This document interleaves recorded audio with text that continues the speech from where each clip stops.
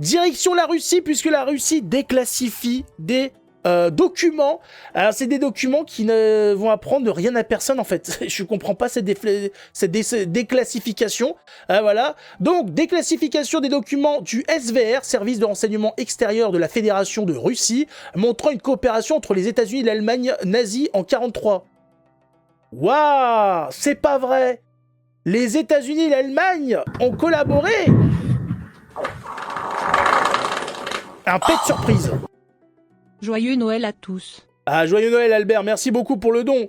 Mais même Thaïs, elle a pété d'effroi, elle a dit non, c'est pas vrai. Ça lui a provoqué comme ça une montée de gaz. Mais c'est-à-dire qu'on était au courant en fait. On n'a pas attendu les dossiers, les documents russes pour le savoir. Oui, effectivement.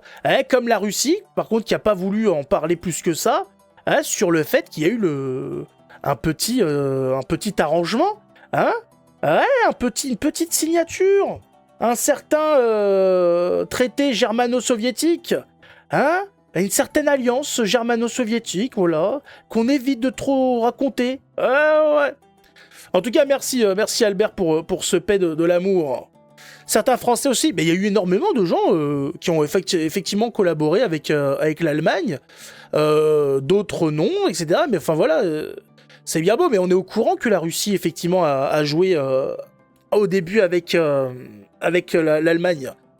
On le sait, il y a des anecdotes en veux-tu en voilà avec le patron, le monsieur Disney, qui était allé voir lui-même Monsieur Adolphe avec son film Blanche-Neige et qui lui a montré en avant-première Blanche-Neige.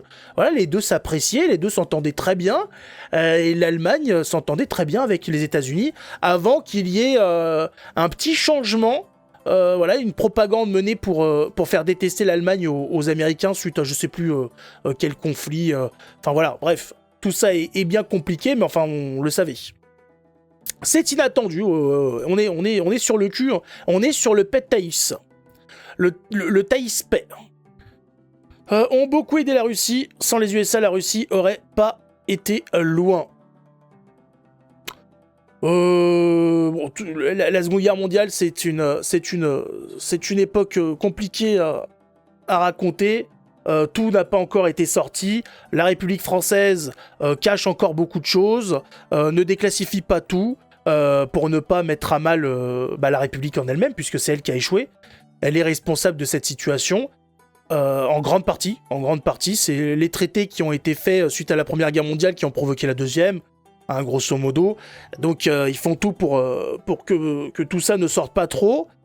Mais bon, du peu qu'on sait, on sait très bien que tout ça, tout ce qui s'est passé pendant la Seconde Guerre mondiale, en tout cas au niveau de la guerre, est compliqué. Voilà. C'est à nuancer, c'est plus compliqué que ce qu'il y a dans Fernand Nathan, grosso modo.